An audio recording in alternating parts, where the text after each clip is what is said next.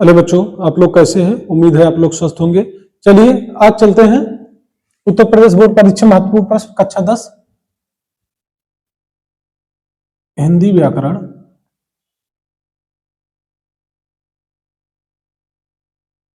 वाक्य परिवर्तन की तरफ।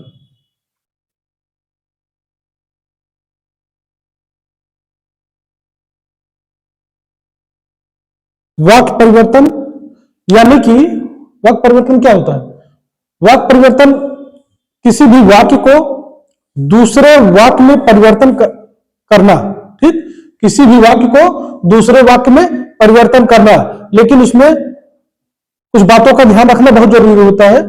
वाक्य परिवर्तन तो हो जाएगा, लेकिन वाक्य परिवर्तन करते समय उसके अर्थ में बिल्कुल भी बदलाव नहीं होना चाहिए। ऐसा वाक्य अर्थात ऐसा वाक्य जिसका वाक्य परिवर्तन करने पे या दूसरा वाक्य बनाने पे जो है उसके अर्थ में तनिक भी प्रभाव न पड़े, क्या कहलाता है? वाक्य परिवर्तन कहलाता है। जैसे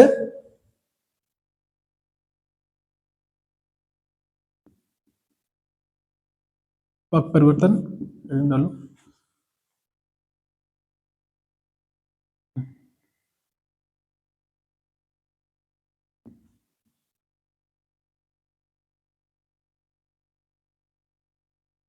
किसी भी वाक्य को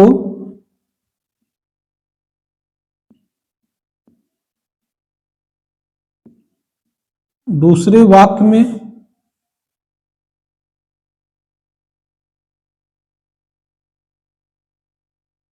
बदलने पर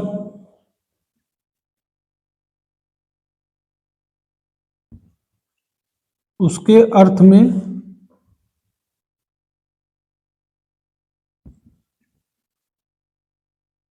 कोई परिवर्तन न हो।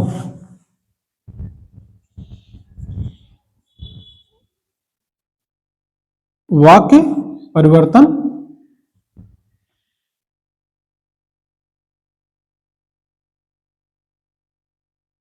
वाक्य परिवर्तन कहलाता है।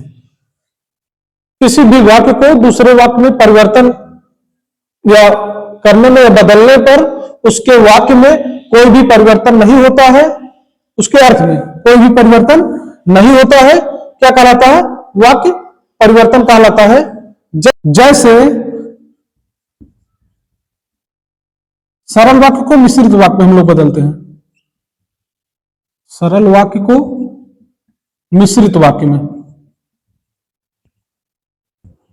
सरल वाक्य को मिश्रित वाक्य में। ठीक, उसने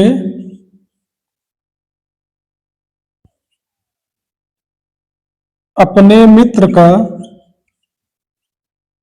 पुस्तकालय खरीदा। क्या कहा है? उसने अपने मित्र का पुस्तकालय खरीदा। क्या है? एक सरल वाक्य है। ठीक, ये क्या है? सरल वाक्य में क्या उसने क्या कहा? उसने अपने मित्र का पुस्तकालय खरीदा। जब हम लोग इसको मिश्रित वाक्य में बदलेंगे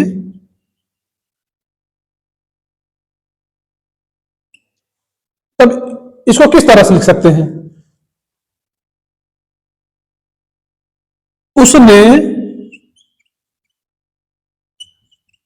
उस पुस्तकालय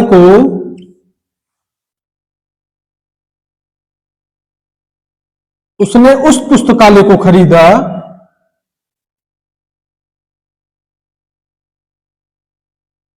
जो उसके मित्र का था। क्या था? जो उसके मित्र का था। सरल वाक्य में क्या कहा गया था? उसने अपने मित्र का पुस्तकालय खरीदा। अब मिश्रित वाक्य में उसने उस पुस्तकालय को खरीदा जो उसके मित्र का था। अर्थ में कोई बदलाव हुआ है? सिर्फ वाक्य ही बदला है ना। सरल वाक्य था ये क्या था? सरल वाक्य था। उसके बाद मिश्रित वाक्य में हम लोग जब उसको बदले, उसने उस पुस्तकालय को खरीदा जो उसके मित्र का था, यानी कि उसमें भी था उसने अपने मित्र का पुस्तकालय खरीदा है, और इसमें उसने उसी पुस्तकालय को खरीदा है जो उसके मित्र का था। ठीक, चलते हैं दूसरा उदाहरण।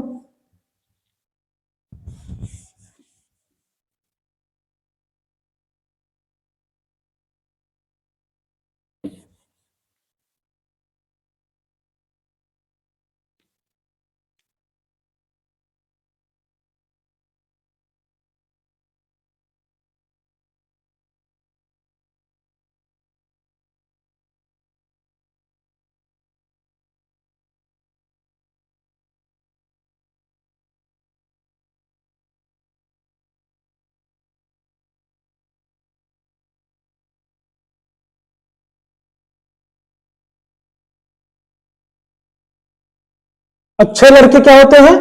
परिश्रमी होते हैं।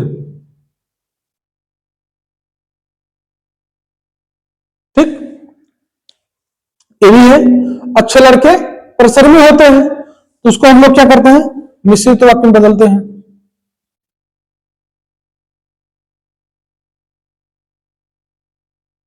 देखिए, परिवर्तन ही है, क्या होता है? अगर हम वाक्य परिवर्तन करते हैं, वाक्य ही परिवर्तन हो, उसके अर्थ में जरा भी बदलाव ना हो। ठीक, जैसे अच्छे लड़के प्रसन्न होते हैं, तो जो लड़के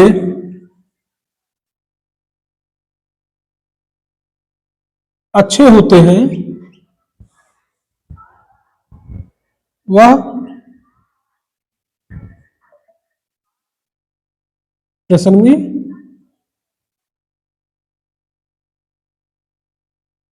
होते हैं। ठीक, जो लड़के अच्छे होते हैं वह क्या होते हैं? ठीक, सरल वाक्यों में अच्छे लड़के प्रसन्न होते हैं। जब हम लोग उसको मिश्रित वाक्य में बदलेंगे, कहेंगे जो लड़के अच्छे होते हैं वो क्या होते हैं? प्रसन्न होते हैं। ठीक, क्या था? इसके वाक्य में परिवर्तन हुआ है, अच्छे लड़के परिश्रमी होते थे, इसमें जो लड़के अच्छे होते हैं वो परिश्रमी होते हैं। सिर्फ वाक्य बदला है, अर्थ वही है, यानी कि अच्छे लड़के वही है जो परिश्रमी है। ठीक, चलो दूसरा उदाहरण बदलते हैं, चलते हैं दूसरे उदाहरण की तरफ। चलिए चलते हैं अगले उदाहरण की तरफ। सरल वाक्य को मिश्र वाक्य में बदला गया था, सरल वाक्य को संयुक्त वाक्य में बदलते हैं। क्या था? सरल वाक्य को संयुक्त वाक्य में बदलते हैं। सरल वाक्य क्या है? गरीब को लूटने के अतिरिक्त उसने उसकी हत्या कर दी। ठीक, गरीब को लूटने के अतिरिक्त उसने उसकी हत्या भी कर दी।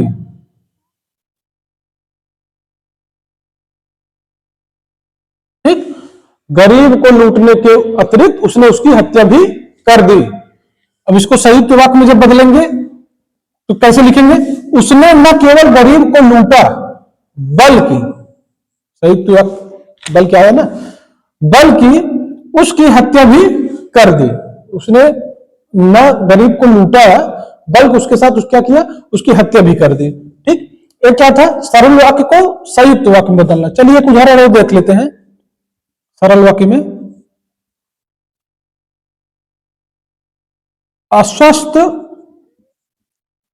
होने के कारण, अस्वस्थ होने के कारण वह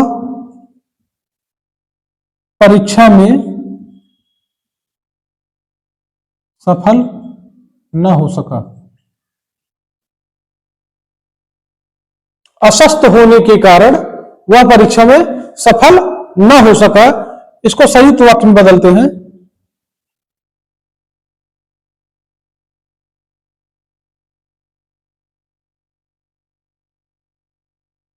इसको जब हम लोग संयुक्त वाक्य में बदलेंगे तो उसमें लिखेंगे वह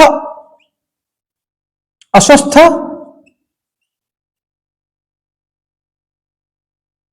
वह अस्वस्थ था इसलिए, बल्कि इसलिए, ये सब क्या है?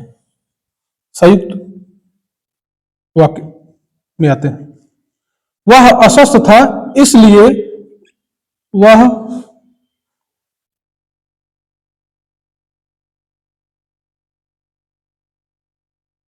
परीक्षा सफल ना कर सका।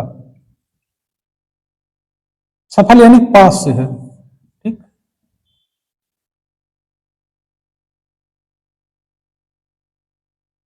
पास से,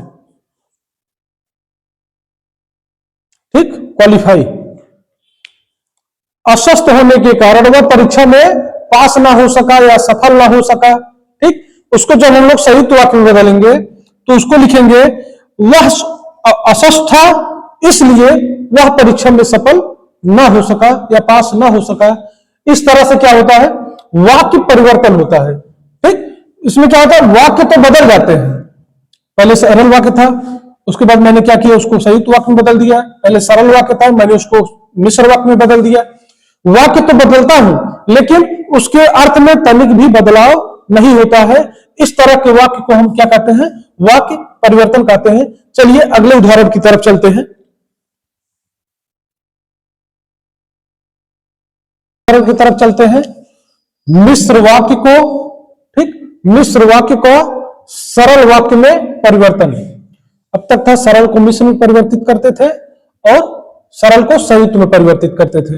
अब तीसरा है मिश्र वाक्य को सरल वाक्य में परिवर्तन। मिश्र वाक्य में जैसे तुम मुझे बताओ तुम्हारा जन्म कब और कहां हुआ। तुम मुझे बताओ तुम्हारा जन्म कब और कहां हुआ है, ठीक। जब हम उसको सरल भाषा में बोलते हैं तो मुझे अपने जन्म का समय और स्थान बताओ। तो इसमें क्या हो गया, समय यानी कि कब, स्थान यानी कि कहां, ठीक। बताओ, पूछा एक ही, मतलब उसका अर्थ एक ही है, सिर्फ पूछा दो तरीके से गया है। तुम मुझे बताओ तुम्हारा जन्म कब और कहां हुआ है। जैसे तुमसे पूछा गया तुम्हारा जन्म कब, यानी कि कब यानी कि कितने समय को हुआ था, तो 1900 कुछ बताओगे। कहां हुआ था, चलो ठीक है, जिस जनपद कहोगे उस जनपद को बता दोगे, ठीक। तो उसमें भी पूछा गया तुम मुझे अपने जन्म का समय, समय यानी कि कब, चलो ठीक है, मान लो 1900, किसी का जन्म 60 में हुआ था, कब, 1960 में। कहां हुआ, सुल्तानपुर, ठीक, स्थान सुल्तानपुर। तो उसका जवाब मतलब जो अर्थ है एक ही है, सिर्फ पूछने का तरीका अलग अलग है, ठीक। चलो अगला मिश्र वाक्य। जो छात्र परिश्रम करेंगे उन्हें सफलता अवश्य मिलेगी, यानी कि जो छात्र मेहनत करते हैं उन्हें सफलता अवश्य मिलेगी। तो सरल भाषा में भी कहा गया है परिश्रमी छात्र अवश्य सफल होंगे, यानी कि जो छात्र परिश्रम करेगा वो सफल अवश्य होगा। वही इसमें भी कहा गया है जो छात्र परिश्रम करेंगे उन्हें सफलता अवश्य मिलेगी, यानी कि परिश्रमी छात्र को सफलता अवश्य मिलेगी। दोनों का अर्थ एक ही है, सिर्फ वाक्य परिवर्तन अलग अलग हुआ है, ठीक। चलिए अगला उदाहरण चलते हैं। एक मिनट काटो भैया तो।